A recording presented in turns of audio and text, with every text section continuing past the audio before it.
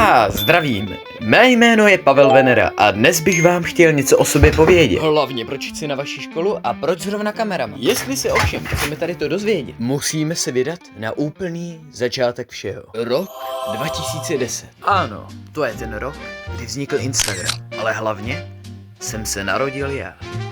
Fakultní nemocnice, Poruba. Neděle, 5 hodin ráno. Pan Venera? Dobrý den, pane Venero. Tak je to holka, no, co se dá dělat. A po menších peripetích? Tak nakonec je to kluk.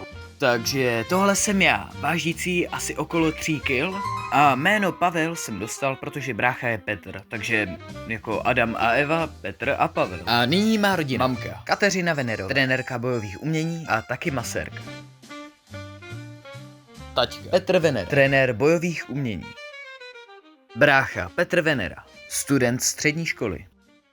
Už odmala jsem si hrozně rád hrál, převážně na kovboje, k čemu mě vlastně přivedl brácha. A to je taky ten důvod, proč jsem se jako starší začal zajímat o historii divokého západu. A taky hlavně na Spidermana. Vždycky jsem si představoval, že jsem ten Peter Parker, který všechny zachrání a... Jo. Vždycky jsem si svůj kraťas, nějaký minifilm, natáčel na kameru. Nějaký telefon od babičky, od mamky a právě tady u toho to vše začalo. A tak se dostáváme do současnosti.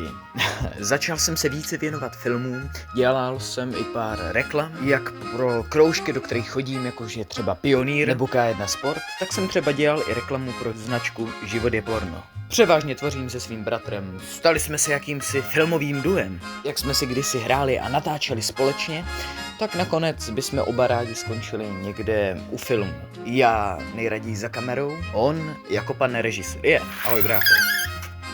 A to je důvod, proč chci studovat u vás. Přijměte mě teď a dám vám tu Lego figurku zdarma.